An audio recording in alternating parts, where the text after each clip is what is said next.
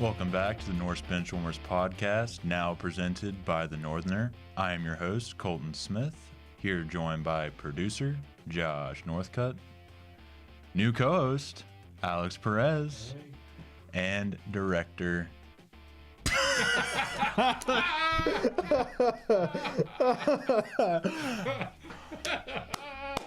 Gosh, that is incredible. What's up, people?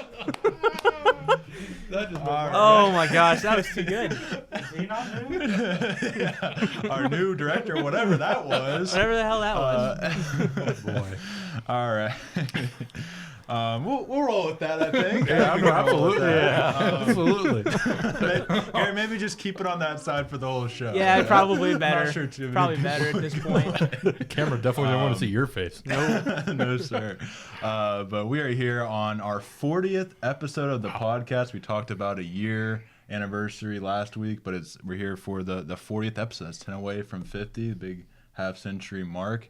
Alex, you are officially joining us as a full-time co-host, so we're excited to have you on. Excited to be here. And ready to see where this thing goes. But I think you're rambling a little too much for the amount of sports we got to talk about. Yeah, that's exactly where I was going. I just wanted to welcome the new co-host. That's fair. Thank you. So, yeah, let's go ahead and get into it. Unless you live under a rock, under another rock, you probably heard Luka Doncic got traded to the Los Angeles Lakers. Never really heard of that team before, but no. The Lakers get Luka Doncic, Maxi Kleber, Markieff Morris, whereas the Mavs get Anthony Davis, Max Christie, and a 2029 first-round pick. The Jazz also got Jalen Hood-Schifino, who's like kind of just a worse Talen Horton-Tucker, if I'm not mistaken. That is true. But I was it took me 2 days to process this. It wasn't until this morning that I fully understood why this happened. And that's what I first tried to figure out. So the first thing I saw was Mavs GM as Josh gets out some food. I'm just going to sit here and let you two talk because this is You not my just threw point. a grape across the room. I'll pick it up later. You nasty, nasty man. Mavs GM Nico Harrison's explanation for it, and I quote, "I believe that defense wins championships." Which is not inherently a wrong quote. Correct. That is a correct statement. You have to have a good defense to win a championship. Fair. I believe that getting an all-defensive center and an all-NBA player with a defensive mindset gives us a better chance. No, that's fair. If you're adding, and that's what AD is, all-defensive player, all-NBA player. No doubt there. Here's the part that gets me. We're built to win now and in the future. And in the future. Is Max Christie a future All-NBA player? No, not by my estimation, no. Okay, I didn't know if there's maybe something I missed, so I was going to wait until... He's a solid 6 points per game scorer, so Okay. if you consider that all NBA, then yeah. Who knows? Is he a great defender? He is a pretty good defender. Okay, I he's a won't pretty lie solid about defender. I'm going to say he's a Michigan State guy, right? So Yeah. they usually that's play fair. defense there. Okay. But what I'm curious is, the Mavs defense isn't bad. Like, they were 18th rated last year, but then when they got to the playoffs, they turned it on. And they improved this year defensively to 13th. And they're before the injuries, they were top 10 in points allowed per possession. Their two centers are top 10 in blocks, by the way. Something that I feel like should have been measured before they made this trade, but what a Yeah. great trade. I mean, AD did say he needed another big. Maybe he just meant he needed another big on a team that already had bigs. Like, Yeah. maybe he wasn't talking about the Lakers, guys. He said I didn't want to play center, and they said, we got something for you. Yeah, well, exactly. In the quote, Nico Harrison says an all-defensive center. I think that's the funniest part. But the last thing before I let you guys talk about this, it's implied that Luka is making the Mavs a worse defensive team. And I don't think he helps, obviously. Right. But the Dallas Mavericks actually allow fewer points when Luka is on the floor. That's a stat. That's a stat. That's an interesting stat. So I'm not buying your, I'm going to say it, bullshit, Nico. Bullshit. And I think the real answer came out. ESPN's Tim McMahon reported that the Mavs had major concerns with Luka's habits, particularly in the context of negotiating a $345 million Supermax contract. I still don't think it's right, but what do you guys think? I was just gonna say I'm sick of the fat shaming. Us fat people have feelings too, and if Luka wants to put a little winter weight on, it's fine. It's February. It will be slimmed off by the comes NBA playoff time, and guess what? He'll probably be going to the finals again. Which, by the way, they were in just last year with Luka Doncic. What are we doing here? Back to my. Yeah, I Two don't beers. know if Nico Harrison knows, but one of the most out of shape people in the league is the best player in the league. So that really doesn't help the argument. And as Josh and everybody knows, they made the finals last year. So I think they were doing okay with that out of shape guy. But I love it for the Lakers. Yeah. Tell what's the perspective from a Lakers fan? LeBron no longer has to be guarded by the best defender on the court, which is going to open him up to be able to score and pass just that much better.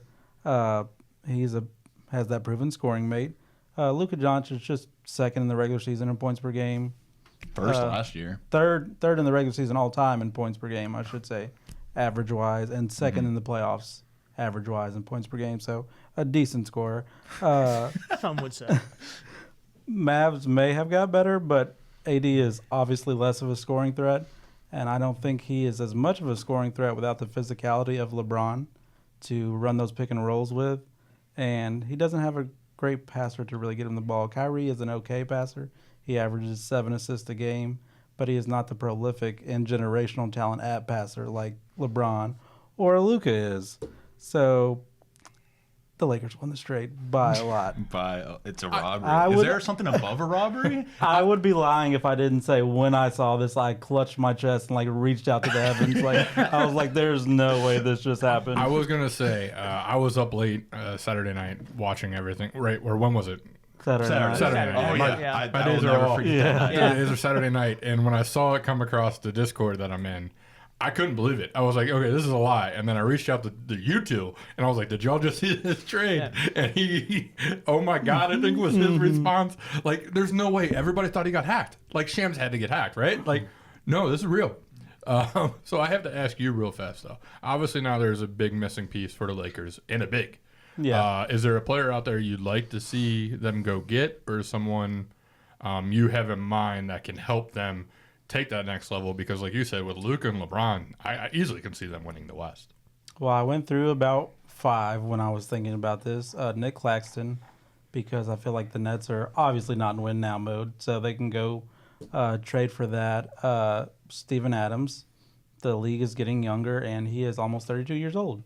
So they're going to want to see their future with Alperen Sengun, and Steven Adams may be on the trading block because of that.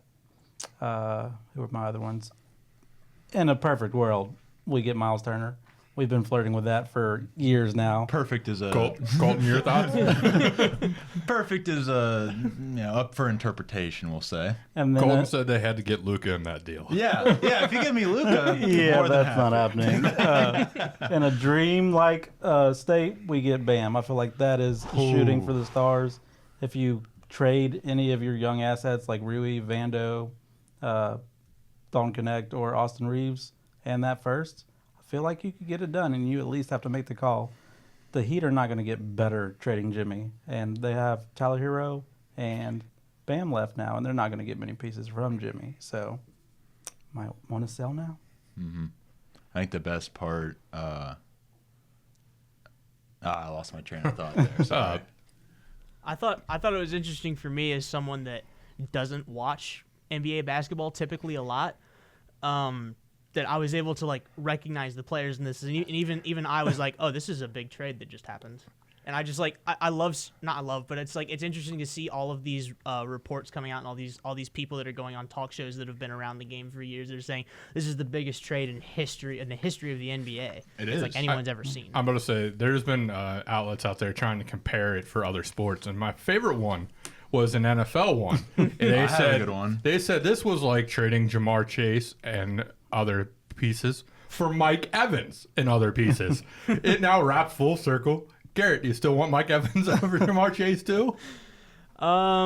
You know what? I think at this point, Mike Evans should probably retire a Buccaneer. I'll take the youth and longevity of Jamar Chase. So my comparison is it's like if the Bills made the Super Bowl this year, didn't win, but made the Super Bowl next year. Josh Allen has some injury issues, and they end up trading Josh Allen for Mike Evans. Like I feel like you're asking Anthony Davis to do something that's not in the realm of his like possibility. You're just expecting Mike Evans to fill that gap that Josh Allen would, and that's just not going to happen. There are so many people saying the Mavericks won this trade, and I'm just like, you all just hate the Lakers that much. Yeah, just say that. Yeah, just say that. I mean, even if the Mavericks win a championship this year, they won't. But if they were to win one, they still don't win this deal. This is a longevity thing. This man is 25 years old, not even in his prime, arguably. Yeah, and which is crazy. And the overweight thing that everybody mentions. Who's arguably the greatest athlete of all time at taking care of his body? LeBron. And who now does he get to play with? LeBron. I mean, people were not putting that into perspective, and I haven't heard enough about that. But No. it's a legit thing that you have to think Luka's going to look across there and be like, I want to be that guy. Now he's got all the tools. Because LeBron will tell him, okay, this is who I went to, this is what I did, this and that. So, but that's not the only trade that went down. Actually, I have one last thing Okay. I want to say on it. My last spiel. My apologies. You're But good. so they're talking about long-term future. Okay. But they only got one first-round pick. Yeah. But hold on. 2029. That. Mikal Bridges cost. He's a great player, outstanding player. He's an all-star on his own team. 5 first-rounders. That's how much he cost. Donovan Mitchell. 3, technically 4. They got Ochai Agbaji after he got drafted. I kind of count that as a pick. So you could say 4 first-rounders. Rudy Gobert. You want to talk about defense? You guys want to talk about defense? Rudy Gobert's got championships. If that's all that takes to win a championship, Rudy Gobert, 4 first-round picks. Kevin Garnett, Paul Pierce, Jason Terry, well into their 30s, got 3 first and a pick swap. And at least in the Nets' defense, you can argue that if they don't make that trade, they still don't have a future, even though they didn't have a future with that trade. But this is unprecedented. And not even to mention that Luka is your offense. Like, he is your offense. He is not only scoring, but he's also creating for others. He averaged 9.8 assists per game last year. Didn't he score 70 points last He year in a game scored too? 73 points in a game. Yeah. I'm sure Anthony Davis can do that. Yeah, but the thing is, him being on the floor is what creates for the other players on the floor. He draws the attention. Him and Kyrie both drew attention. Luka Doncic gets doubled in the corner, kick it out to PJ Washington, bang, Like, you're not going to have that with Anthony Davis. I love Anthony Davis, great player. He can't score from any point of the floor like Luka. Kyrie can do that a little bit too, but he doesn't warrant that same defensive attention that Luka Doncic does. Luka Doncic is a top 3 player in the NBA when healthy, and you can argue best player in the NBA. And I could just keep on going on about this, but I don't see how this helps you win now, and I don't see how this helps you win in the future. What I do see is that it helps them stay out of the second apron, and that is why I think this trade was made. I mean, You don't think a 32-year-old Anthony Davis with injury issues is going to help you in the future? No, I think the thing is, when I mentioned Mikal Bridges, Donovan Mitchell, and even Rudy Gobert, I can see them playing well into the 2030s. Maybe not Gobert, but definitely Mitchell and Mikal Bridges. They'll play well into the 2030s. Mm-hmm. Will Anthony Davis make it past like 2031, 32 with that health? What if he just gets an injury like so bad in the next year or two and it's just over? I hope that's not the case. Could He's a great player, but I think that risk is there. But there was another trade that happened that would usually get just as much conversation in a normal year. But that one is the San Antonio Spurs acquiring. Let me pull this. I got here. it if you do not. Okay. De'Aaron Fox. The Spurs get De'Aaron Fox and Jordan McLaughlin. We see on the Bulls or the Kings McLaughlin. It doesn't really matter. But The Kings, I believe. okay, I just forgot where he was at. The Kings get Zach LaVine, Sadi Kisoko, 2025 Charlotte first round pick, which actually will not end up being it's got protections, lottery protected. When they get a lottery pick, it'll become 2 second round picks. So that's not even a first round pick. The San Antonio Spurs in 2027 will probably be outside the lottery by then. 2031 Minnesota first round pick, that could be a good one. And then the second round they got Chicago's 2025, Denver's 2028, and Sacramento's 2028. The Bulls got Zach Collins, Trey Jones, Kevin Huerter, and their own 2025 pick back from the DeMar DeRozan trade. Joss mentioned to me before the show that there's a chance that the Bulls will have to move around some cap, So we'll see how that all ends up. But yeah, this is an interesting trade because the Spurs definitely won, and they definitely fleeced everybody else. But I'm interested to see what Zach LaVine on the Kings looks like. I have some hope reserved for that. I am definitely not mad at the Kings because they definitely got good value back. Yeah. They got Levine and 6 picks when it comes to the first and second round. But who's playing point guard there? Because that's concerning. McLaughlin was maybe your only choice, but they traded him too. So Devin Carter, I don't know. Does Ellis, Keon Ellis? They does he moved play? Malik Monk to starting point guard. Okay. I could see it. Yeah. I could see a world. I don't know if he's the facilitator, but Devin Carter would be the backup, and then Keon Ellis. And then the Bulls getting Zach Collins, Trey Jones, Kevin Herter, and their own they're NBA players. 2025 pick. Yeah. That's tough. I've never seen a team come out of a deal worse than this, besides Utah, in that Luka trade that they didn't even know about. But, yeah, the Bulls came out with Bull. That's what they came out with. I mean, it's typical Bulls fashion right now with that organization, though. They've seemed so lost for years, and they keep just throwing stuff at the wall. And it hasn't been the same since D Rose. Obviously, they put a lot into there, and his injury set them back widely. But I mean, they haven't been relevant since then, right? Like, they're the bottom feeder, but they're never bad enough to get another number one pick again. So maybe this is to try to get them back down to the cellar. But you still got Kobe White. You still have the kid from Oklahoma State, or Oklahoma City. Sorry. Giddy. Gosh, Giddy. Yeah. Giddy. You still have Moving off Vucevic. the So trail. you still have okay talent that I don't think you're the worst team in the East. In their defense, they have been trying to get rid of that $44-45 million contract of Zach LaVine's. So to do that, you're going to have to take an ugly side of the trade. So I think on that aspect, mission accomplished for the Bulls. They're not trying to win anytime soon. But like you said, Cody White, Josh Giddey, all those guys. I think Trey Jones is actually a really good point guard. So I think he'll contribute. I always to get some confused winning. on which Jones is the good Jones. They both are good Jones. Yeah, they are. But I thought the one was a little bit better, right? Tyus has more experience. Okay. So Trey's, I would say Tyus definitely right now is better, but Trey's still got a lot of time left to play. At the end of the day, I think everyone got what they wanted from this, and I'm really interested to see Zach LaVine back with his teammate DeMar DeRozan. Obviously, you said there's a point guard issue, but the Spurs, this is good. This is going to be looked back on as ushering a new era for San Antonio. And I think they will be playoff contenders. Not this year. Probably next year. I was going to ask you guys because you guys are a lot smarter and know ball better than me when it comes to the NBA. They're currently 2 games out of the play-in game. 10 seed with the Kings, and they got the Warriors in front of them who kind of sound like they're lost and they're trying to get another partner for Curry to the point they've called about every all-star in the league, and every team's like, no, only call us back if you're ready to trade Curry. So my question is, can the Spurs come back and steal that 10 spot to make the playoffs this year? 100%. Oh, yeah, absolutely. That talent, they realized they had a generational talent in Wemby. Not hard to realize. And they decided to go into win now mode. And they did that with this move, and I'd be surprised if they weren't up close to 8th, more like it, than just sneaking in that 10th spot, honestly. I'm going to say the 8th seed, they are 3 games back, and the 7th seed, they are 4 games back. So they're all within reach. And, yeah, 8 through 10 is just a Mod Pod, really. And then I guess one more question before we get moving on to NKU Sports is, if you guys could predict maybe another big name getting traded, as obviously we're close to the deadline, do you have a player in mind who may get moved? Other than Jimmy Butler, I assume. I'm going to say, is Jimmy Butler's guaranteed, yeah. I heard he turned down the Warriors deal. That's odd to me, but I thought the Warriors turned down that deal.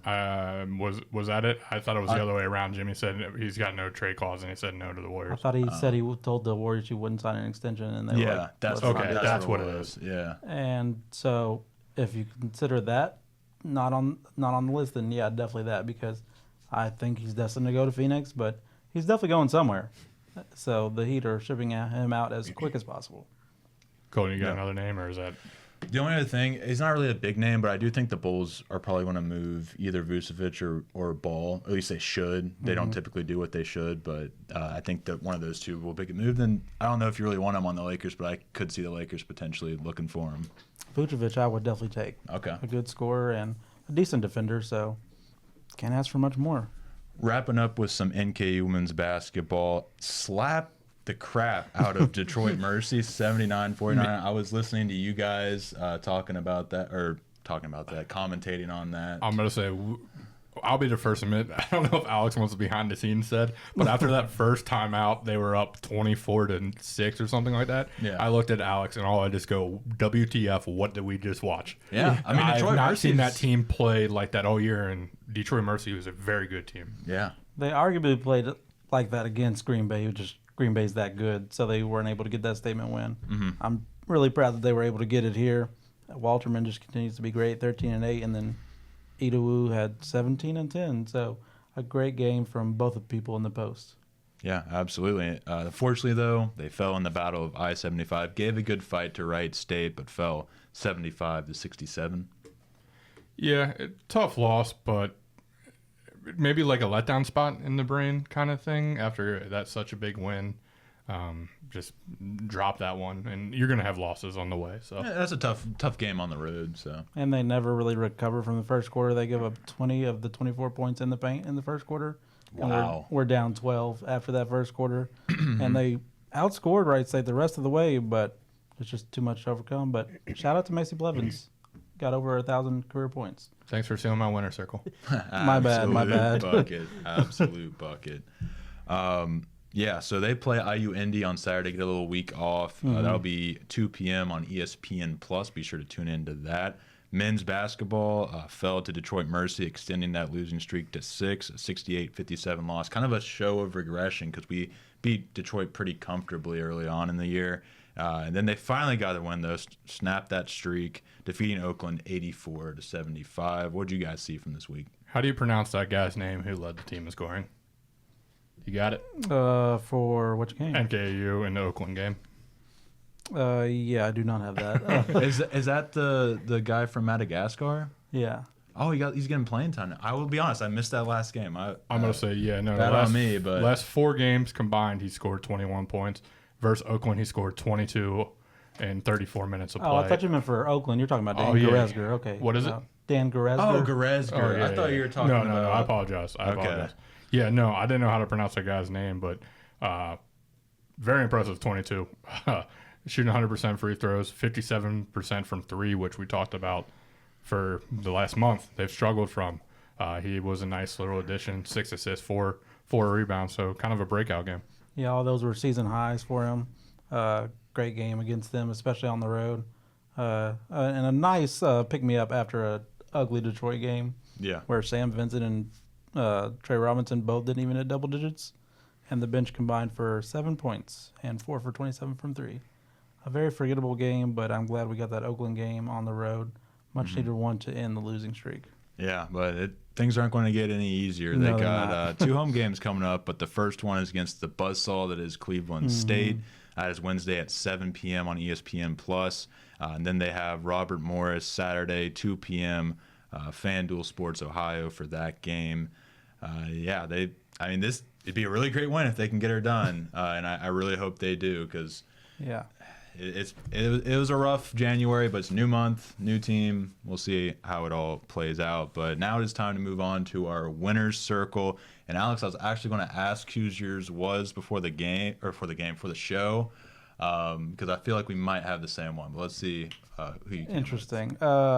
Mine is the Indiana Fever. Okay. While the NBA was going crazy, so was the WNBA.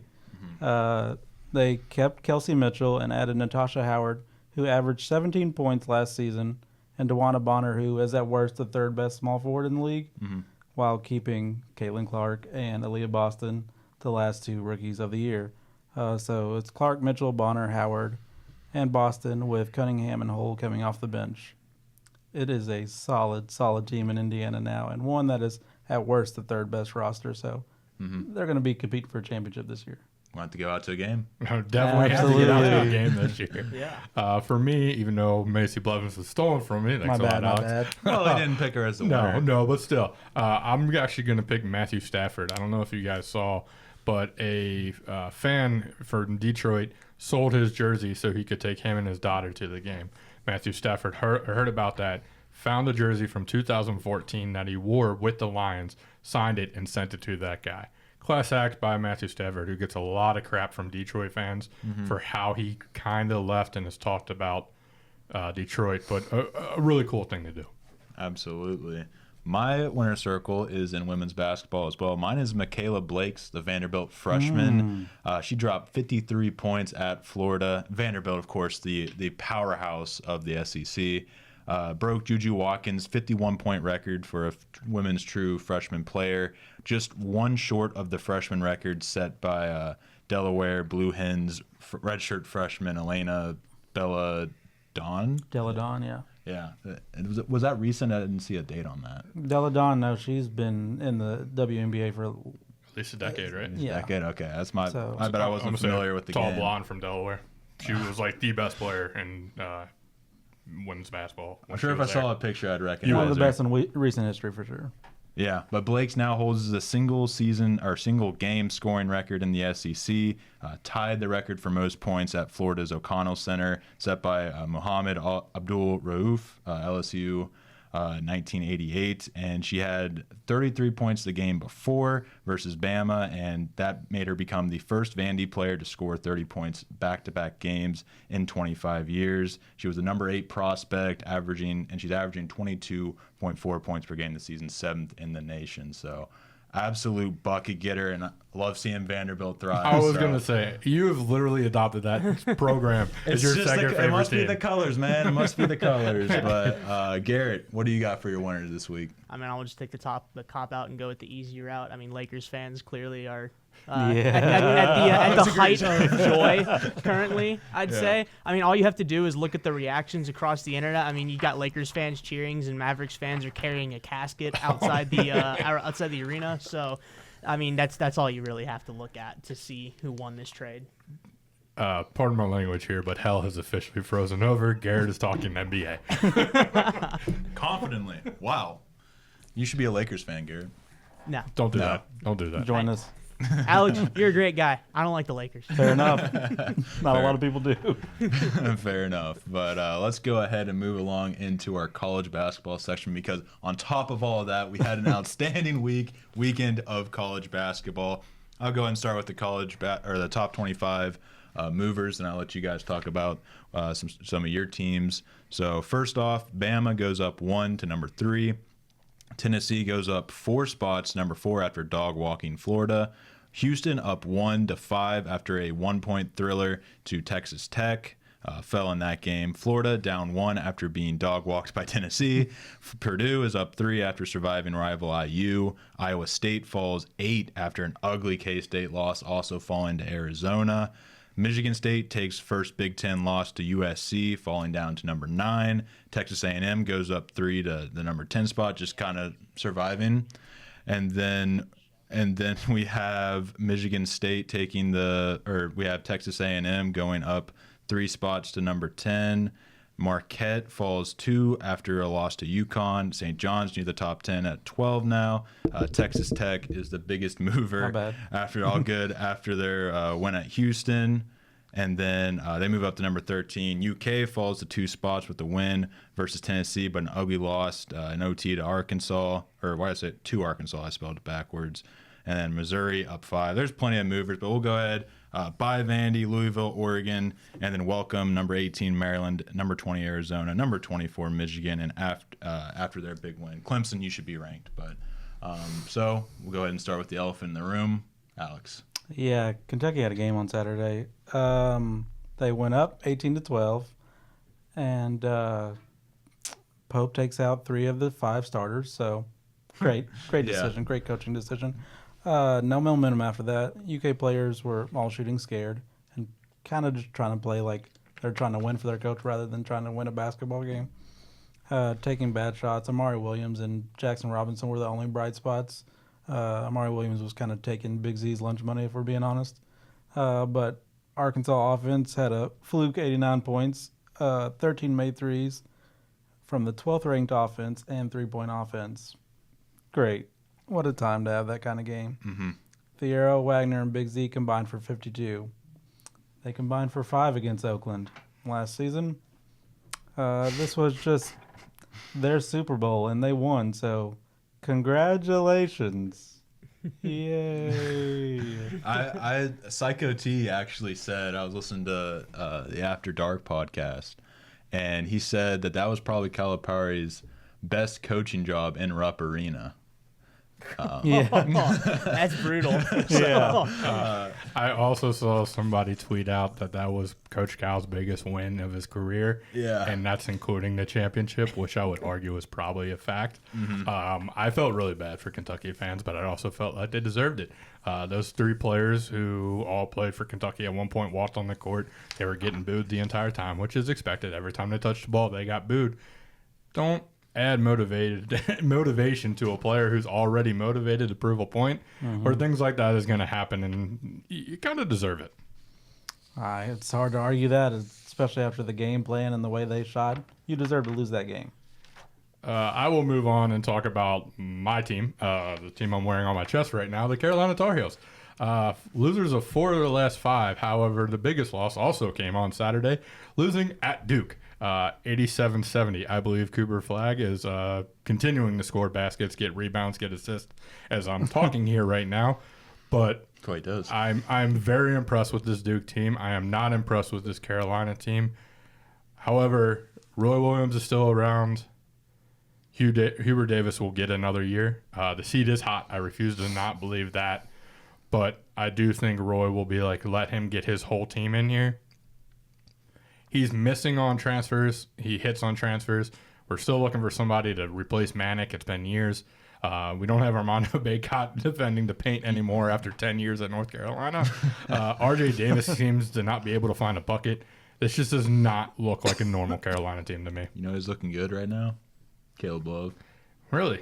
That's nice. That's nice. That's great. Get the camera off me. Get the camera off. Well, I'll talk about my Purdue Boilermakers on rivalry week. They were the only one of our favorite teams to get the win. Was it pretty? Absolutely not. I really don't like him. No, me either.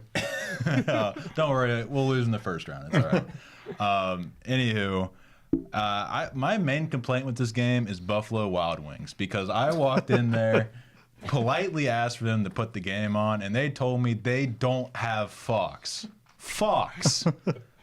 I don't think that's possible, dude. Are we talking like the cable channel Fox? We are Or- talking about the local channel that everybody has. We are talking Fox, like Fox 19 here. Everybody has Fox. It's a Right, part the- of every package. Maybe I thought you were trying to order Fox. Maybe that's Maybe they thought you thought it's Fox Sports, which they also have because I've watched NASCAR races there before. This doesn't make sense. Yeah. You should have asked for the manager. Should have been a Karen. You got the haircut like one. Oh my goodness.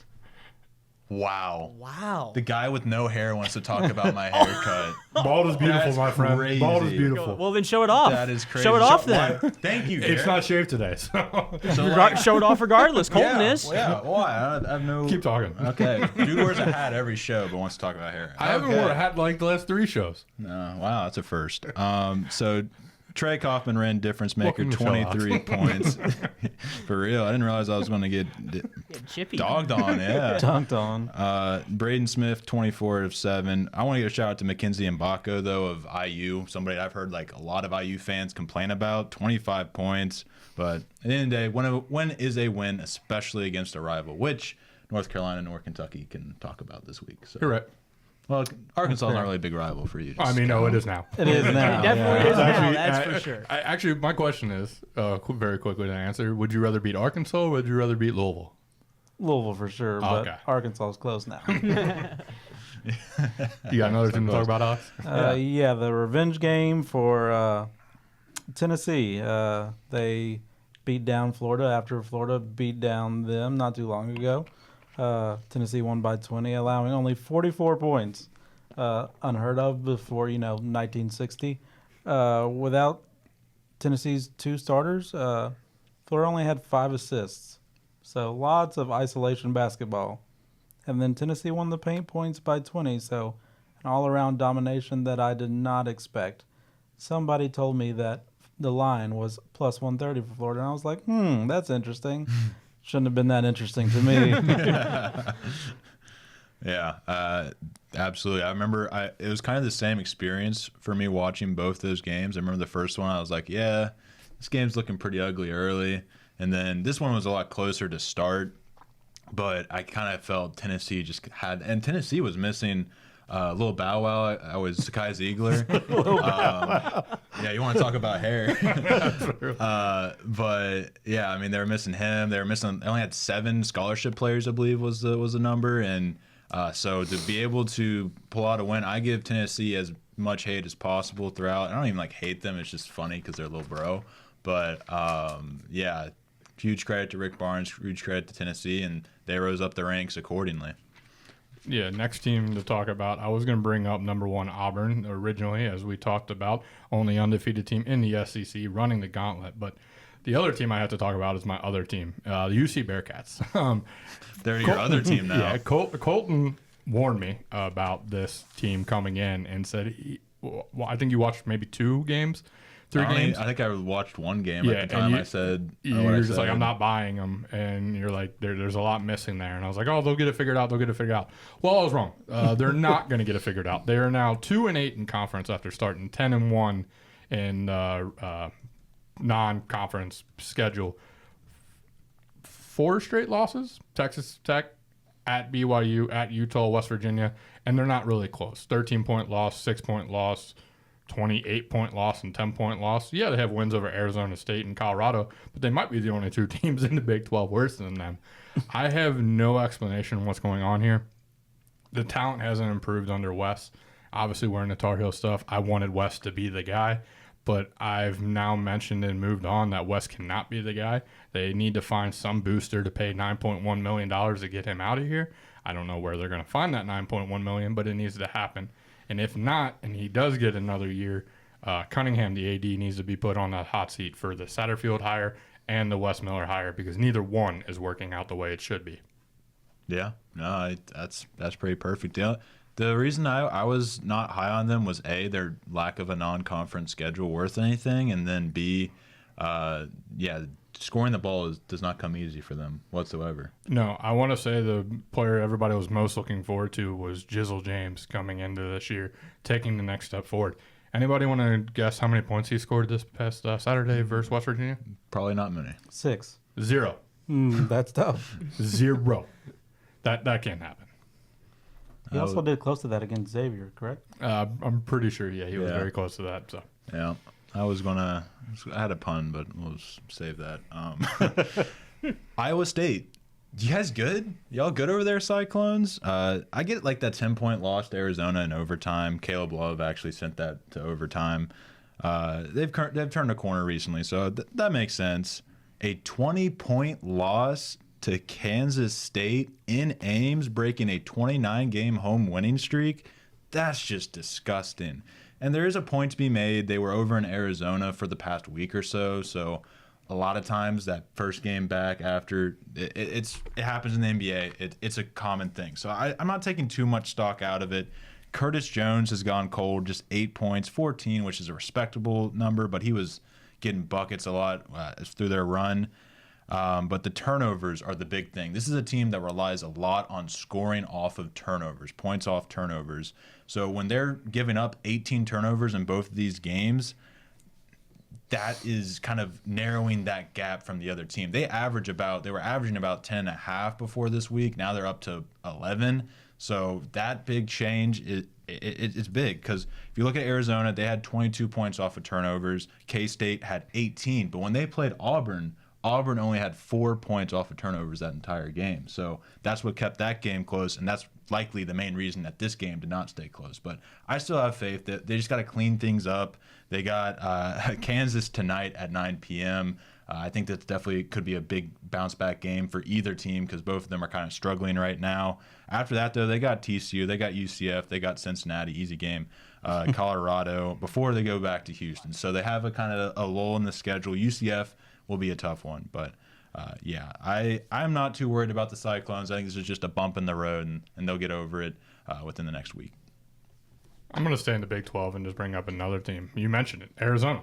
They're now 9-1 in the Big 12. Now this year, the Big 12, Big 12 is not what it normally is. Yeah. But coming into this conference play, Arizona had 5 losses.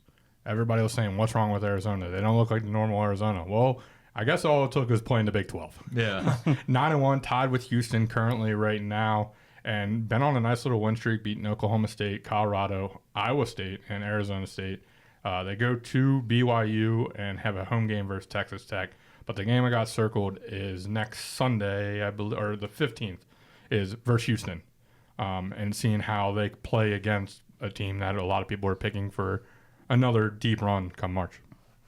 Yeah, and that's offense versus defense. So to your point about the Big 12 not being as good as recent years, I'd still say it's the second, depending upon your thoughts on the Big 10, third best conference in the NCAA. So they're just not the SEC, which pains me to say. It's but tough. It's Tough over here. I'm gonna say, you got anybody else you want yeah. to talk about, Alex? Or? Not really. I mean, looking forward, I definitely Yeah. have some stuff to talk about. Okay. But Yeah, this next coming week, we got quite the slate. on Tuesday, Auburn and Oklahoma, I feel like that could be a better game than originally expected after Oklahoma whooped Vandy, which I was not expecting. Sorry. And then Wednesday, Missouri at Tennessee. Missouri's been playing really well. Some are calling it the Marquez Warwick effect. I don't know. But Tennessee, will Ziegler be healthy? That's the question. Do they play better without him? That's another big question, I think, that will be addressed during this game. So I'm really looking forward to that one. Big week in the Big East as well, though. Number 11 Marquette at number 12 St. John's. That's a 6:30 tip-off on FS1. And then also St. John's will go and travel to play UConn at UConn. Also, that first game is in Madison Square Garden. That's going to be a big game right there. Games that matter in that arena, always a beautiful thing. I just image Kemba Walker every time. But the Red Storm are 10-1 on in conference, and they're on an 8-game win streak right now. So Marquette is kind of slipping as well. I wouldn't say they're slipping, but lost to Xavier recently, and then most recently lost to UConn. That was at Xavier, though, right? Yeah. I'm gonna say going into Centos isn't always the easiest thing in the world. No, and Xavier's been playing a lot better recently. So And I know you mentioned Big East. Just looking ahead to Saturday, Marquette then goes to Creighton as well.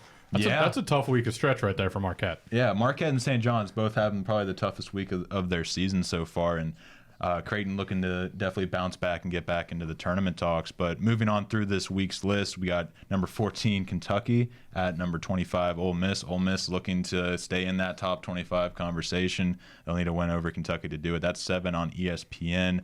Baylor looking to prove that Kansas game wasn't a fluke. They're going up against Texas Tech, who has soared up the rankings recently, number 13. That's 9 on ESPN2. Michigan State, number 9, still over in California. They just dropped one to USC. Mick Cronin's team's hot. That's 6 wins in a row, if I'm not mistaken. So talk about a team that's rebounded since their coach called them out. Yeah. Nick got them boys playing right. Absolutely. That's 10 p.m. on Peacock.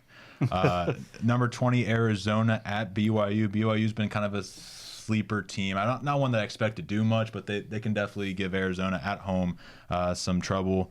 Oregon has been free falling. They're at number 24, Michigan, 6:30 Big Ten Network. You mentioned the Missouri-Tennessee game on Wednesday. And then you got Maryland at Ohio State Thursday. That's on FS1 at 7 p.m., number 18.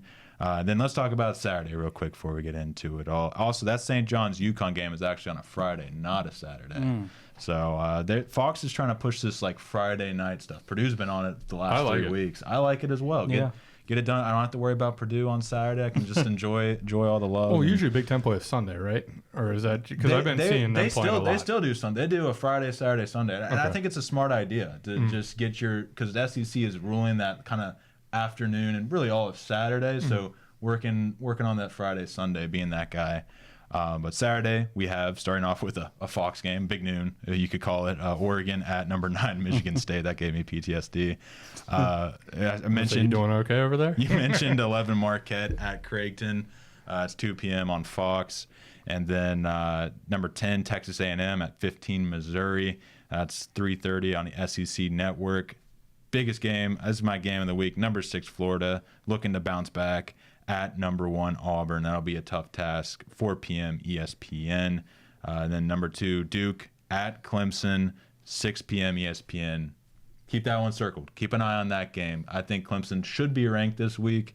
For some reason, Michigan beating Penn State and Rutgers is apparently more impressive than Clemson beating the doors off some ACC teams. But I think Clemson absolutely could sneak this one out. We'll just have to wait and see. And then lastly, the nightcap, Texas Tech, number 13 at number 20 Arizona, 10 p.m. ESPN. So big statement game for both those teams.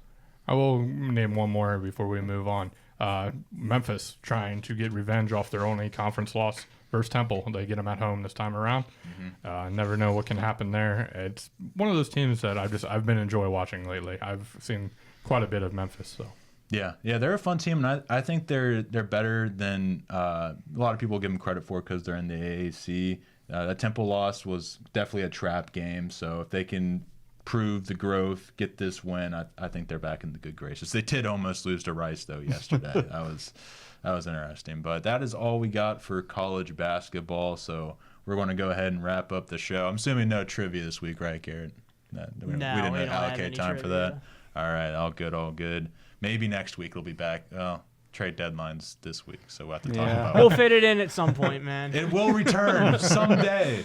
I promise. Or the post-game press conference could end up just taking its spot so he can keep his little part of his show around as well. That is an idea. That's a good idea. I come up with a few of those every once in a while. But now I want to talk my sport. I want to talk some football. All right. So am I allowed to talk some football? Yes, you can talk All right. football. It's Super Bowl week, and it's very disappointing for all of us because we see two teams that we didn't want in it.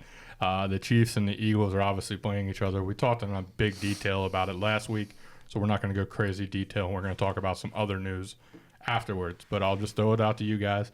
What are some last-minute thoughts you have on the Super Bowl, Alex? I just have a few questions for you all because I mentioned these on Beyond the Score, but didn't get a chance to talk to you all about it. Do you all think Mahomes has a field day against the rookie corners? Yes. two weeks to prepare. Andy Reid, Patrick Mahomes. Oh, they're going to absolutely torch that secondary. And then, I would have cared to agree. Yeah. And then, Chiefs will need the run defense to be top notch, but does Goddard and Brown have good games against that very mid pass defense for the Chiefs? I kind of like a deep shot to Devontae Smith at some point. You've got to throw the ball deep. You got to test those safeties. The experience as a Bengals fan watching this Chiefs defense is though they will drop the two corner or safeties back deep and not let you beat them deep. So it is the underneath route of Goddard, but it also might be a screen or two to should be NFL MVP Saquon Barkley. Yeah, no, I think the passing game is going to be really the difference for the Eagles. It also is going to be how the run game does as well. But I think the pass game is really big because that's what Kansas City wants them to do. That's what they're going to try and stop that run game. So Kansas City's key is to stop the run game, and I think the Eagles' key is to get the ball down the field. Let Jalen Hurts cook a little bit, and I think he has that capability. He just isn't asked to do that very often, and I think if Jalen Hurts can get about 35 passes, he gets about 200, 300 yards, a couple passing touchdowns. If he can do that, I think a lot of the hatred from these two here, not hatred, but the disrespect from Josh and Garrett might need to stop. And I think we're talking about an Eagles Super Bowl win. Oh, we're talking first off, if the Eagles were to win, Jalen Hurts puts himself at number 5 of all quarterbacks because I think it's going to have to come off of him. I think you said it perfectly. Andy Reid is going to have the game plan, and Spags is going to have the game plan. Yeah. Barkley's not beating us. Now, that's a lot easier said than done because it is Barkley. In most cases, I would agree, but like Barkley, I just have to see it to believe it. And I would agree, and that I would agree. But if there's anybody who can draw it up, it is arguably the best defensive coordinator in the NFL and Spags, and maybe the greatest head coach of all time in Andy Reid, who has a chance to also cement that statement this weekend. He sure does. That's definitely where my mind was going with the next question because the Eagles are 29th in passing offense, which is just mind-boggling to me for a Super Bowl team. Mm-hmm. Do you think the Chiefs and their good defense can keep the Eagles one-dimensional? Yeah, I do. I'm honestly terrified this game's going to be a blowout. I think this could be a Tampa Bay Buccaneers, Kansas City Chiefs opposite way. I think they could very much just say, Barkley, here's 8 in the box, A.J. Brown, Devontae Smith, Dallas Goedert, you're going to be out there on an island, and you have to make the plays. It would not surprise me one bit. I have a little more faith in this Eagles team. I think it'll be a close You've game. also had faith that somebody could beat the Chiefs all year, and they haven't done it. Okay, whatever. I just need to start ignoring this guy. Good Lord, anything I say is just. But no, I think the Eagles. If there's any team that's going to do it, it's going to be the Eagles. Say what you want to say, but the defense to this point has been better than that of the Chiefs. They have the better defense, better playmakers on there. They have a better all around, other than the quarterback. They have better position players. So talent wise, they are better. Now that doesn't stop the Chiefs at all. Don't get me wrong. They'll find a way, but I absolutely think the Eagles have a chance in this, and then it's going to come down to that passing game. And what if those corners do show up? What if they don't have a field day? You gotta see it to believe it. Yeah, I mean, it's one of those things, man. Playing Andy Reid on 2 weeks to prepare is the scariest thing in the world. And plus, he doesn't want to lose to the Eagles. They No. fired him. They said he wasn't good enough to win a Super Bowl. Right. Now, mind you, the Eagles have gone on to win a Super Bowl since then. But Eagle- Andy Reid has Eagles also didn't won a have few Patrick himself. Mahomes. I think Andy Reid has won like 3 Super Bowls since that happened. So That's true. Well, the Eagles have a chance to get the score closer. But Garrett, I was going to point it to you. What are you have any thoughts that you want to bring out, or any conversations that you heard us have that you would like to comment on? I think I definitely lean more towards your line of thinking, Colton, where I think the Eagles would keep this closer than what Josh seems to think could happen. I think that's an outlier possibility. I do think it can happen. I just see it happening way less than a close game. I think everybody highlighted everything pretty well about both teams. I think the one thing I want to highlight, and I think this will be a really big thing for a lot of the fans that are going to be watching this game, is the officiating. The officiating for this game is going to be one of the most heavily scrutinized things on this planet. I mean, people are going to be watching these officials with like Hawkeye technology. For what, if they miss one call, it's over. I mean, people are going to go bananas. I feel like this is finally the thing where it's been building, and if the Chiefs win on another bullshit call, I think it might finally pop. I think if that happens, I think it might finally be the tipping point for a lot of people. My biggest point is I think if this is a blowout, it's because the Eagles are blowing out the Chiefs. I feel like that offense is just too good to be held down that much to be blown out. And I don't think, you all could let me know if you agree, but I don't think the Chiefs blitzing is going to be that effective with how good Philly's line is. I mean, they do have one of the best offensive lines. I'm very jealous of that. Man, watching the pockets that Jalen Hurts gets to throw in, I'm just like, if I remember that Joe one picture Burrow you could sent get me. half of that time, I swear. But to go back to Garrett's comments, you do know who the referee for this game is, right? Was it Ron Torbert? Yeah, and you know why he's famous, right? I remember seeing something about he refed a Chiefs game. Bengals, Chiefs, AFC Championship game where they magically got 5 downs. And then he was the extra you down. breathe on Patrick Mahomes as he's running out of bounds, which is in 2023 or whatever it was, is roughing the passer. But technically, you probably shouldn't have been on Osai. Yeah, no, it's that guy. So yeah, no, the referee thing is very interesting to bring up with it being Torbert as the head referee of the whole thing. Indeed. But you had some other NFL stuff to talk about. There's somebody was watching at home and decided that they wanted to get in on the trade action. I'm going here. to hold off on that just a little bit because on Saturday, the awards show is going to be the headline news. So I'm going to just ask everybody very quickly just to give your guys' pick of some of these awards. I know we've talked about it before, but it's a fair topic to bring up in discussion. MVP is either Josh Allen, Saquon Barkley, Joe Burrow, Jared Goff, Lamar Jackson. Reminder, this is only for the regular season, and they had the votes in before the first week of the playoffs. Who would you have voted for? Josh Allen. Garrett? I'll go Josh Allen as well. Lamar Jackson. I probably would have voted for Joe Burrow, but that's me being biased. Of course. Naturally. Coach of the Year, Dan Campbell, Kevin O'Connell, Sean Payton, Dan Quinn, and Andy Reid. Dan Quinn. Probably Dan Campbell for me. Garrett? I know we talked about it off air, I'm gonna go Sean Payton. so we all disagreed. I went Kevin O'Connell. We all thought that Minnesota Vikings I team feel like was there's no wrong answer. no, No, there's there's really not. not. There is definitely not, except for Andy Reid. He did what he was supposed to do. All right. He's been coach of the year for the last 10 years. Yeah. Maybe somebody This is else. just expected. yeah, exactly. Assistant coach of the year. Didn't know this was a thing. Joe Brady of the Bills. No. I know Absolutely Cole is not. not picking. Vic Fangino, which I think is Fangio. is Vic he Fangio. is he Denver? He used to Yeah. be Denver. He's Or- now Philly. Oh, he's Philly. Okay, I apologize. Brian Flores of Minnesota, Aaron Glenn also of Detroit, and Ben Johnson of Detroit. Rattle off those names for me again. Give me Yeah, Brady, Fangio, Flores, Glenn, and Johnson.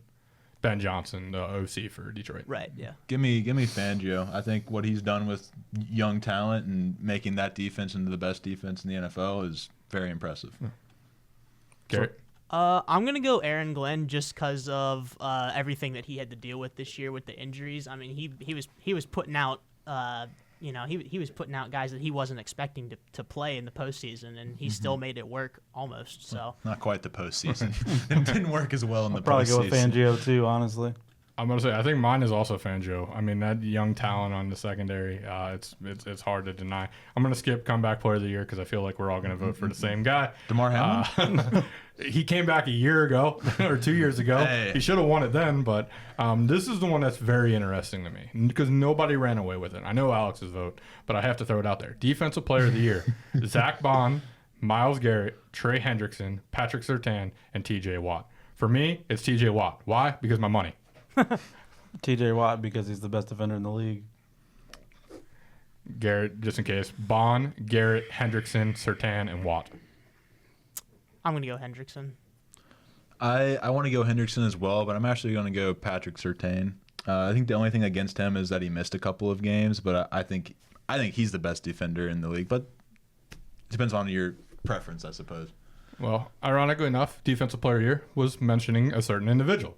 Myles Garrett is the one who wanted to join the party of, oh, we're going to talk about everybody but me. The fact Time is, to he talk can about hoop me. too. Y'all ever seen him hoop? No, but that'd be terrifying. Oh, God. That would be That dude's vertical is insane. That's all I have to say. It doesn't surprise me one bit. But Myles Garrett came out and told the Cleveland Browns, it's time to trade me.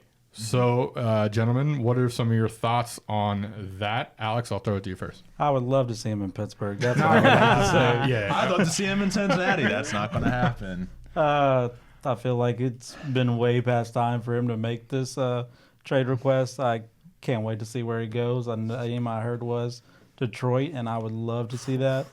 But Buffalo could also happen. Green Bay. I think it's between those three really right now, and I just can't wait to see where he goes. And I wonder if he's still going to be the Pro Football Focus Defensive Player of the Year every year after he changes teams. We'll see. Yeah, that would definitely be interesting. But him and Aiden Hutchinson. There's dead quarterbacks all throughout the NFC. like, North. do they even need- JJ McCarthy's like, I'll hold the clipboard again. Yeah, he's like, I'll stay out on this one. Y'all got this. But yeah, I would say Detroit would be my favorite. The probably more likely one is the Packers. I feel like they have a little more flexibility and like moves they could make. I don't know what Detroit would necessarily be giving up.